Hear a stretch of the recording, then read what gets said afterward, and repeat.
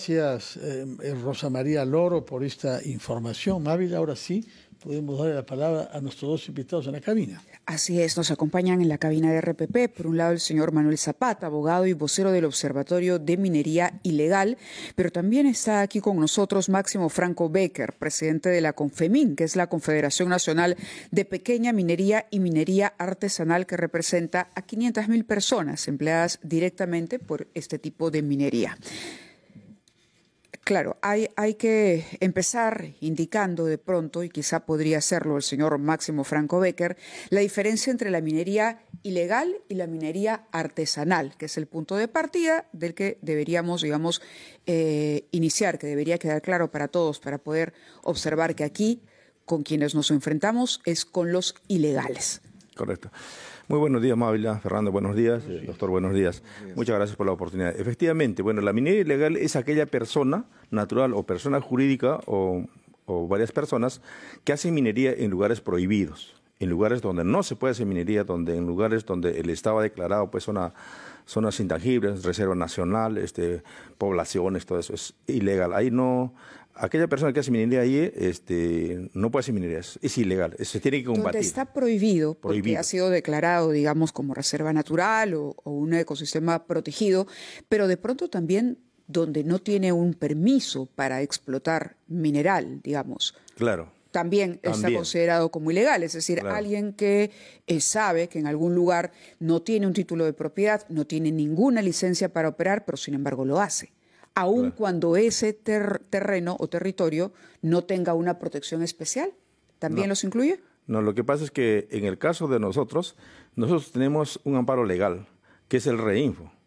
El REINFO es el documento que te permite hacer operación minera como cualquier otra operación minera. El REINFO es un derecho por ley. Una cosa es el REINFO, que es un permiso eventual hasta que nosotros nos formalicemos para que después nos den un documento que se llama inicio de operaciones, y con ese documento hacemos operación desde el año 2012.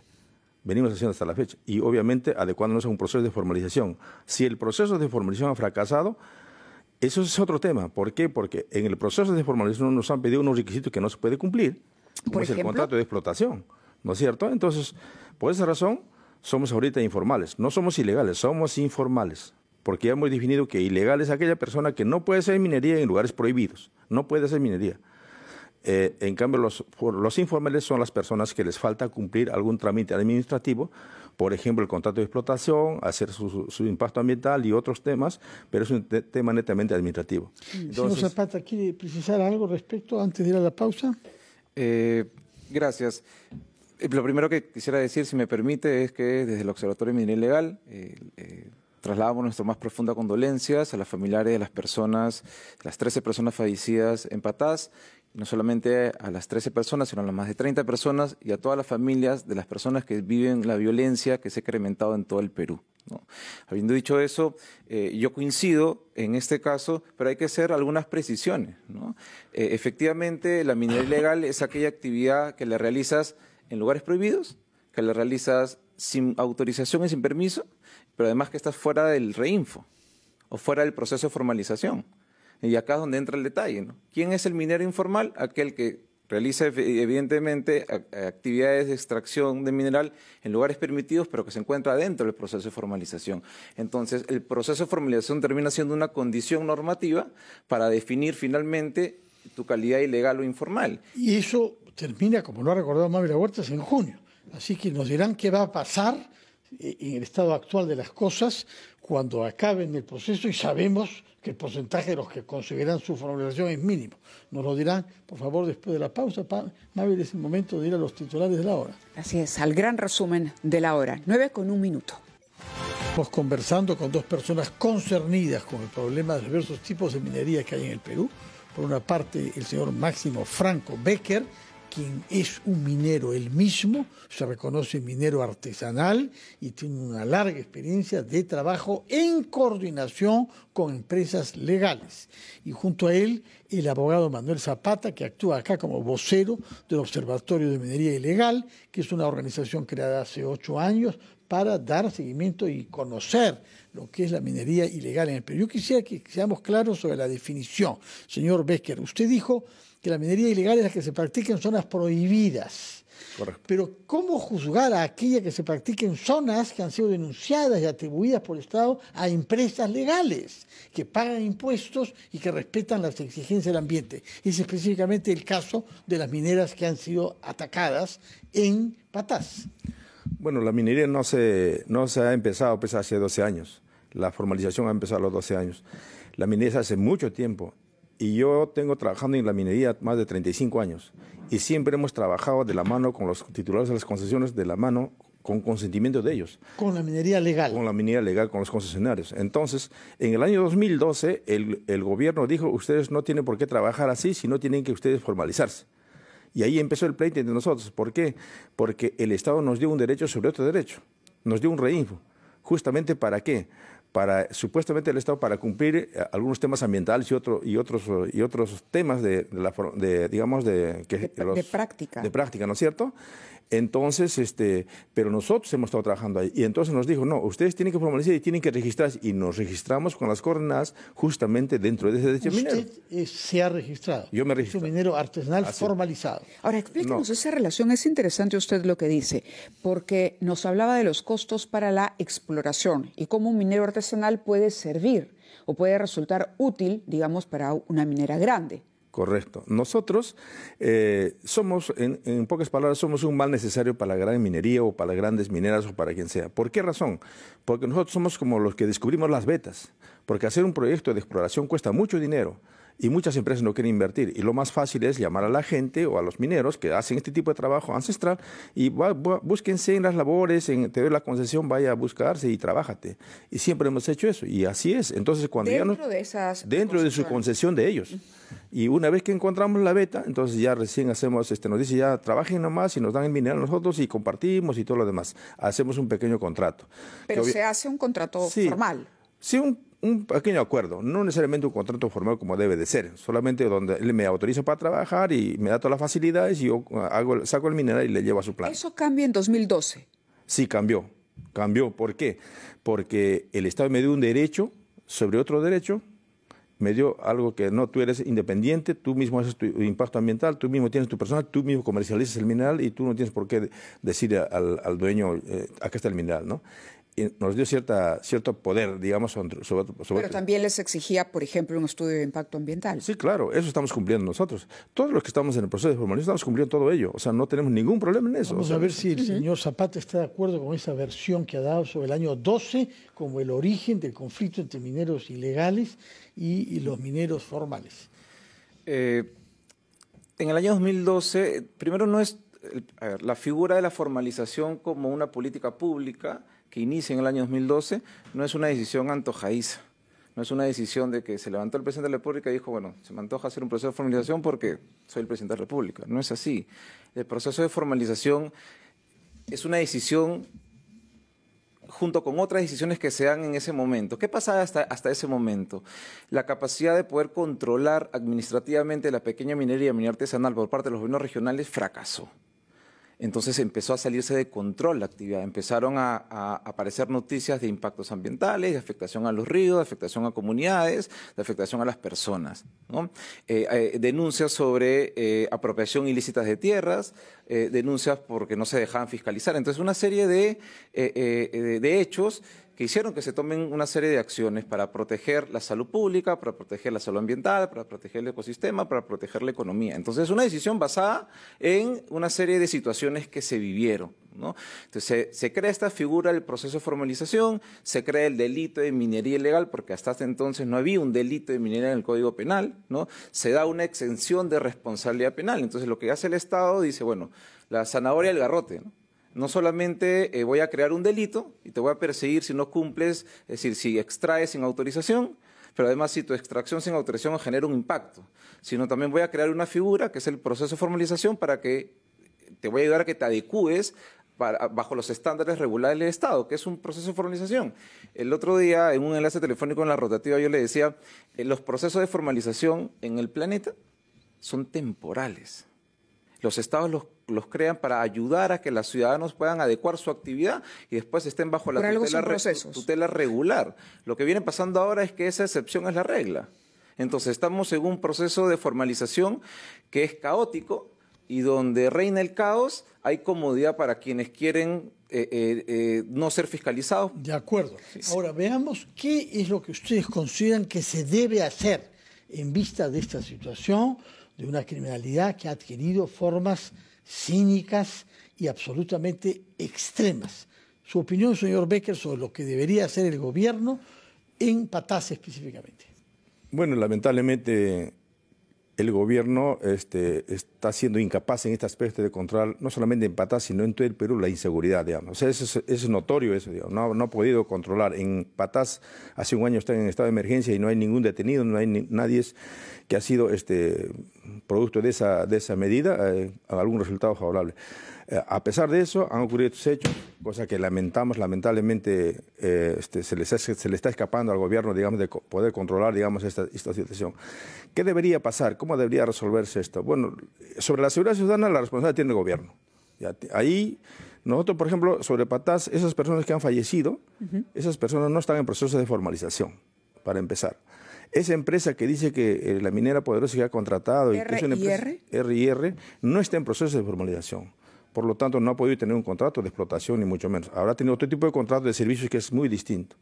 Ya, entonces, en esos actos Es muy distinto, ¿qué quiere decir? Contrato es contrato. Hay diversas formas de actividad que empresas proveedoras hacen para mineras. Correcto. Mi opinión se basa en el tema gremial. Yo hablo de los mineros que están en proceso de formalización, los mineros que queremos la legalidad, los mineros que sí cumplimos con todo, que pagamos impuestos, que cumplimos con el tema ambiental y estamos empujando justamente a la ley MAPE para que se apruebe y finalmente llegamos a una. De eso yo puedo hablar. Los actos delictivos que hay es responsabilidad del gobierno, de las autoridades y todo aquello Pero en principio reconoce la existencia de una actividad ilegal, de una minería ilegal que ha crecido con los años y que puede apelar, digamos, a este tipo de ejecuciones para dejar sentada una amenaza incluso contra el artesanal. Correcto, nosotros somos las primeras víctimas justamente de estos delincuentes que vienen a aprovecharse justamente de alguna debilidad, digamos, de este sistema de la formalización o de algún reinfo o de algún minero para poder hacer sus fechorías. Pero nosotros no tenemos absolutamente nada que ver, no podemos permitir que ahora en algunos medios dicen, han puesto ahí una publicación, han puesto reinfo en puras cruces.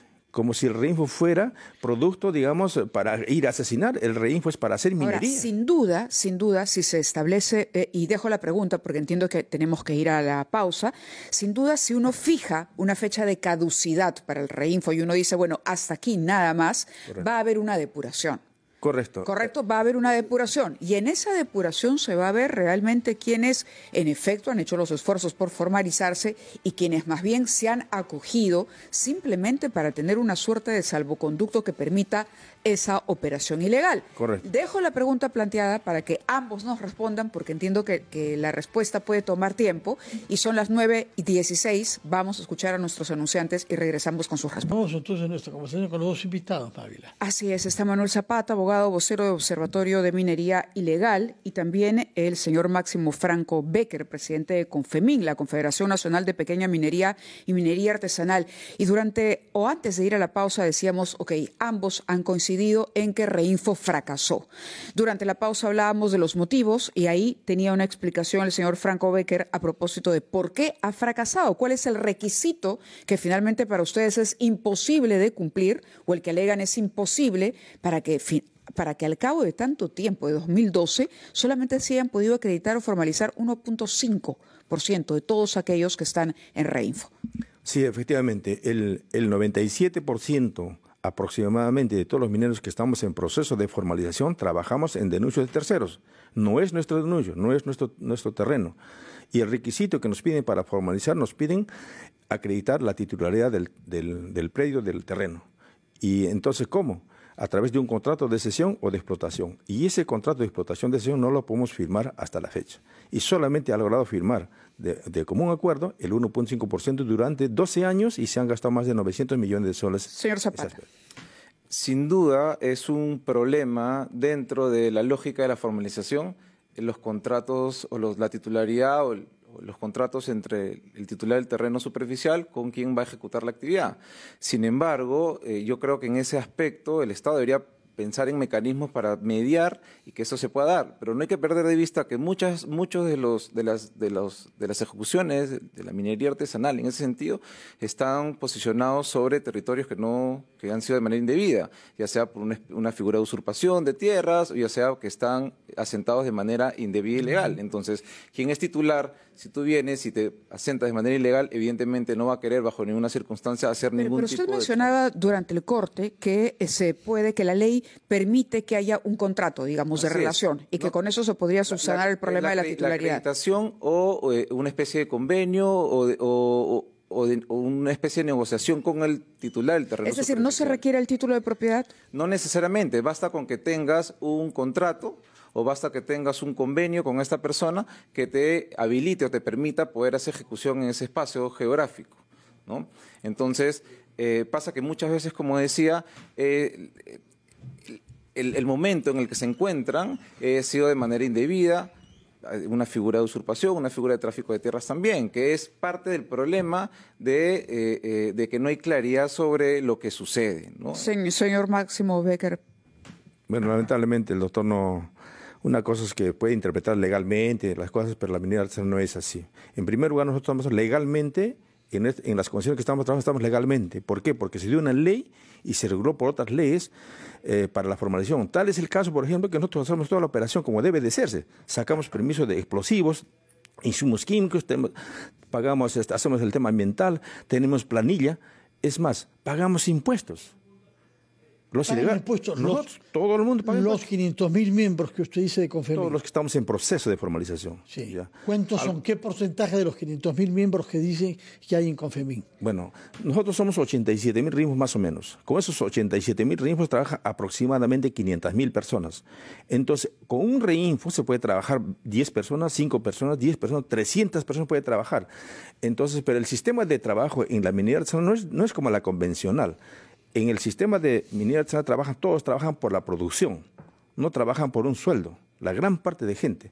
Entonces, cuando nosotros sacamos un volumen de mineral, lo vendemos, lo comercializamos y nos repartimos cada uno a cómo nos toca. Así se trabaja. En cambio, en la minería convencional trabajan por un sueldo. Señor Zapata, ¿su opinión sobre esto? Es curioso porque seguramente el señor seguro que usted ya está formalizado, tiene ya está formalizado, concluyó el proceso de formalización. Si yo estaría formalizado, no estaría aquí. Usted no está formalizado. Entonces, es curioso que se diga que cumplen una serie de requisitos, pero si cumplen con todos los requisitos, ¿dónde está la resolución de inicio o reinicio? El contrato. Hay que partir de la idea que estar inscrito en el REINFO no es un permiso propiamente dicho. Eso es una desnaturalización de la figura normativa. Y eso es parte también del fracaso de la figura de la formalización. Por eso, esa era la pregunta. ¿Por qué no se ha podido formalizar? El REINFO, que es el Registro Integral de Formalización Minera, que es una herramienta dentro del proceso de formalización, no es un permiso de explotación. Es una inscripción en la que tú debieras ser fiscalizado por el gobierno regional hasta que termines de cumplir todos los pasos. Entonces habría que verificar si efectivamente, como dice el señor, cumple con todos los requisitos y paga todos los impuestos y cumple con los estudios de impacto ambiental que se han construido específicamente para esa actividad. Entonces, si cumpliera con todos los requisitos, no estaríamos en este estadio. Son de los 87.000 mineros que están dentro del REINFO, solamente se han formalizado ni el 1%. Entonces, esos 500.000 mineros, ¿dónde operan? ¿Bajo qué circunstancias? Porque si son solamente el 10% formalizado... Sí. A ver, gracias. En realidad, el doctor, una cosa es la formalización y otra cosa es el proceso de formalización. Esas 20.000 personas no están formalizadas, doctor. Está usted en un error, no es formalizado. Esas 20.000 personas están activos en el sistema de formalización, no están formalizados. Los que están formalizados, doctor, son las personas que ya no existen incluso en el sistema, ya no están ya, porque cuando uno se formaliza ya no tiene REINFO, le sacan REINFO, ya está en otro rubro, ya no está. Entonces, la formalización, el doctor pregunta, ¿por qué no, si cumples con todo, por qué no es formal? Exacto. Porque no firmo ese contrato de explotación. Eso no me quiere firmar el titular de la concesión. Yo cumplo pagando impuestos, cumplo con todo lo demás. Soy informal solamente por no tener ese contrato de explotación. Y no lo tengo yo y no lo van a tener y tampoco lo voy a tener nunca. ¿Por qué?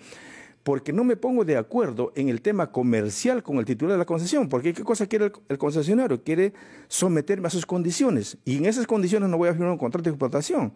Es el gran tema, no es que somos formales, estamos en proceso. Esos 20.000 que habla el doctor y todo el mundo habla. ¿Cuál es la solución? Porque no se puede mantener esto de una manera indefinida. Yo no dudo que haya figuras, seguramente es el caso del señor, en el que efectivamente no cumpla con quizá el 80% de los requisitos y quizás su único problema o su única traba sea el acuerdo económico el acuerdo con la económico. Ajá. Pero ¿qué pasa con los miles y miles y miles de mineros que están dentro del proceso de formalización, que utilizan el RIFO como un escudo de impunidad? Porque eso es lo que es un escudo de impunidad. ¿Por qué? Porque no te puede investigar la fiscalía, y porque quien debiera fiscalizarte, que es el gobierno regional, no tiene las capacidades logísticas, técnicas ni económicas para poder hacer una fiscalización. Si yo le preguntara al señor en estos últimos 3 años cuántas veces ha recibido la fiscalización del gobierno regional, quieres escuchar la respuesta, ¿no? Y es así. Ahora, la pregunta es, ¿los gobiernos regionales tienen la capacidad de fiscalizar a los que están en el proceso de formalización? No la tienen. Entonces es un estadio cómodo, ¿no? ¿Qué no responde? Es un estadio cómodo. El problema de la fiscalización es un problema de presupuesto. El que dirige el proceso de formalización es el Ministerio de Energía y Minas a través de la Dirección General de Formalización. A un gobierno regional que tiene muy buena voluntad puede tener, si no le dan presupuesto, ¿cómo va a fiscalizar? Acaba usted de decir justamente que no hay un presupuesto justamente para luchar contra la mina ilegal. ¿Con qué lo va a hacer? Interesante, y con esto yo sé que el tiempo nos está ganando, pero es bien importante. Cuando usted dice no nos vamos a poner de acuerdo nunca en las condiciones. Correcto. Pero usted está en desventaja porque está trabajando en la concesionaria, en la concesión de otra persona que sí tiene esa concesión. Entonces, correcto. ¿Cómo se ponen de acuerdo dos partes que están en posiciones distintas? Porque en el otro lado hay alguien que tiene una concesión y usted no la tiene. Ya, correcto. Esa es muy buena pregunta. En esas concesiones que nosotros trabajamos, ellos no trabajan.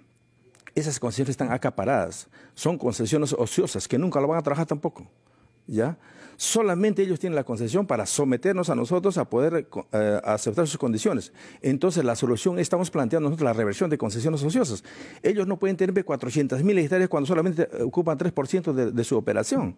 O sea, es como decir, en una urbanización se ha dado terreno a todos los que necesitan, pero solamente el 10% está ocupando, el resto no. Bueno, pero hay reglas de juego, señor, que hay que respetar. Pero es que algo está mal, pues. Algo está mal. En el Perú, el 80% de la economía, de la población económica activa es informal. ¿Por qué es informal? No es informal porque no quiere, es porque la condición no le permite formalizarse.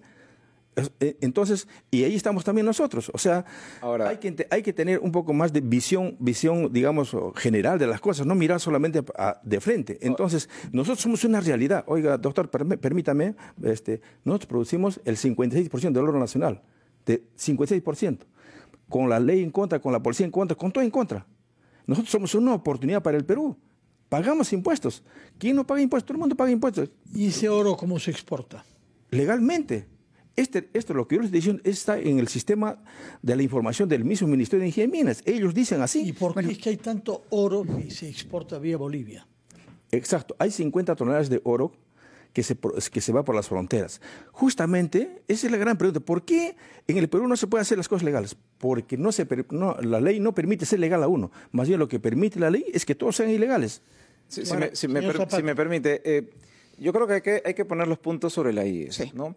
El proceso de formalización que empezó en el año 2012, estamos en el año 2025.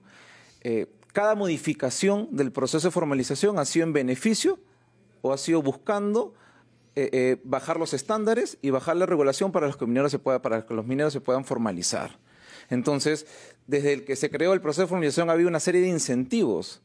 Se bajaron los estándares. Antes te pedían, antes era una declaración de compromisos, ahora solamente, antes te pedían un estudio de impacto ambiental acorde a la actividad, ahora solamente es una declaración jurada de que no vas a realizar determinado daño al medio ambiente. Eso no es cierto. ¿Cierto? Entonces, ha habido una serie de regulaciones que se han ido modificando pensando en la formalización. No es que la formalización con las fallas que tiene, nació de una buena voluntad para la formalización, pero tampoco es que es un proceso descabellado, imposible de cumplir. Si es así, ¿por qué si hay un grupo de mineros que sí se ha formalizado? Si fuera imposible de cumplir, ¿por qué es que sí hay un grupo de mineros que sí se formalizaron? ¿Qué pasó con ellos? De repente, ¿por qué? Porque el lugar donde estaban asentados en la tierra no había sido obtenido de manera indebida. De repente, porque sí tenían una cadena de valor respetando el medio ambiente, que sí de repente tenía una barrera comercial interesante para poder hacer su actividad. Entonces, no es verdad que es imposible formalizarse. Eso solamente es un pretexto. 1.5%. Discúlpeme, por favor. Ese es solamente un pretexto para hacer un estadio cómodo. Donde reina el caos, reina la ilegalidad. ¿Qué responde a lo que nos has dicho? Bueno, 1.5% pues no es para alardear que ha tenido éxito, pues es un fracaso, pues desde todo punto de vista. Del 100% es un fracaso. Entonces, eso no es, hablar de ahí estamos hablando mal ya. A pesar de lo que ha dicho el señor Zapata, de que han ido flexibilizando las condiciones. Las condiciones, para empezar, el impacto ambiental no es una declaración jurada. Eso, por ejemplo, es mentira. No es así. Es un expediente técnico que lo hace un profesional. No es una declaración jurada, para empezar. Para poder ingresar al proceso de formalización, los estándares y la normativa se han flexibilizado. Cada vez más hay flexibilización, hay apoyo, hay ayuda. Y no ha dado resultados eso. Aún así no ha dado resultado, pero también hay que mirar la otra parte. El Estado tiene su responsabilidad, pero ¿cuál es la voluntad del minero de querer formalizarse en verdad? Lo que nosotros queremos poner en evidencia es que, sinceramente, nosotros creemos que no hay voluntad de formalizarse. ¿Por qué? Porque el estadio es un estadio cómodo, porque no te pueden investigar, porque no te dan la capacidad para fiscalizar y porque en la medida que yo tenga mi reinfo, entonces yo puedo seguir operando. ¿Y qué va a pasar en junio? Terminemos con esto. ¿Qué va a terminar en junio cuando se vence el plazo que se ha postergado, como sabemos, en varias oportunidades? Señor Becker. Mire, en realidad el doctor desconoce muchas cosas y bueno, yo lamento eso. Pero mire, yo le voy a decir una cosa. Nosotros, ¿cómo hemos demostrado que queremos formalizar? Desde el año 2012 que empezó el proceso, nosotros hemos venido trabajando en muchas mesas técnicas con especialistas, con todos. Y todos han coincidido con nosotros que falta una ley. La ley que han dado no refleja la realidad de la minería artesanal. Y hasta ahorita estamos peleando con eso. Nosotros creemos que la ley debe salir ahora en esta legislatura. La ley MAPE. La ley MAPE. Bueno, pero es que la realidad a veces tiene que ajustarse a las normas, si me permite. La realidad, hay que hacer las normas en función de la realidad. No puede hacerse una norma y adecuarlo a algo que ya está. Pero cuando una realidad es negativa al medio ambiente, fomenta la actividad criminal, entonces hay que poner orden. Pero, por supuesto, nosotros no estamos promoviendo eso, estamos en contra justamente de eso. Por eso tiene que haber pues, una norma. Si no hay una norma, ¿cómo se sujeta uno? ¿Cómo lo controlas? Por eso yo le decía, la mejor manera de combatir la ilegalidad es incluirlos a todos y después... De acuerdo. Ha sido interesante conocer ambos puntos de vista. Aquí queda claro que Reinfo no funcionó. Apenas 1.5% es lo que se ha conseguido formalizar. Solamente unos segundos, señor. Si me permite, también yo creo que es clave, atendiendo a la ola de criminalidad, 5 cosas, ¿no? La primera, que el Estado replantee su estrategia, porque minería ilegal hay en Patás, pero minería ilegal también hay en el río Nanay, también en las regiones amazónicas, también hay en Arequipa, también hay en Puno, y son geografías diferentes. Y si hay geografías diferentes, modos operandi diferentes, y la estrategia tiene que ser una estrategia integral. Segundo, tiene que haber un incremento del presupuesto. No puede ser que si hacemos un cálculo rápido, para julio de este año se estaría acabando el presupuesto destinado para las acciones de interdicción. Entonces, salvo la minería ilegal funciona solamente de enero a julio, ¿qué va a pasar de agosto a diciembre? Ya no habría presupuesto. Segundo, utilizar la inteligencia, el ámbito preventivo. La minería ilegal, ¿cómo hacemos para competir con la minería ilegal? Activar desarrollo productivo local es clave. Yo le daba un dato. En la Amazonía, el ingreso promedio es de 900 soles de un trabajo lícito. La minería ilegal te otorga un resultado de 3.000 soles mensuales. Entonces, ¿cómo compites contra eso? Entonces, palabras del señor Becker en reacción a lo que ha dicho el señor Zapata. Bien, yo lo único que digo es que yo hablo de todos los mineros que estamos en proceso de formalización, que queremos la legalidad, que queremos cumplir con toda la ley y queremos una ley para que eso funcione. ¿Qué va a pasar con ellos a fin de julio si no logran formalizarse? ¿Que Guillermo va a formalizar? No, usted no, con aquellos sobre los que usted habla. Bueno, si es que se da la ley, todos se van a formalizar. Si no será con la ley MAPE. Con la ley MAPE. Si no será el 100%, con todos los... Pero algo tiene que funcionar las cosas, tiene que haber una ley. Si no hay una ley, yo le garantizo, ni siquiera porque en Patás tomen 30 días de suspensión a la minería, eso no va a funcionar. Pueden pasar 500, va a ser lo mismo. Entonces, la realidad es que en el Perú, el país es un país minero. Todo el mundo vive de la minería, no hay trabajo en las ciudades y tienen que ir a los cerros. El oro está subiendo a 3.500, ha llegado a 3.450, ya ahí va a llegar más. Y todos los que estamos hoy día hablando y otros que están mirando van a ir a los cerros a trabajar en la mina. Entonces tiene que haber una ley donde todos pueden hacer minería siempre y cuando cumplan con los estándares ambientales, de tributación, todo lo demás. Tiene que haber orden. Para eso estamos en una ley. Nosotros estamos en ese. De acuerdo. Muchas gracias a ambos por haber ustedes. participado de esta conversación. Son las 9:39. Nos hemos pasado algunos minutos, pero nos parece que ha sido de utilidad escuchar a estas voces. Vamos a los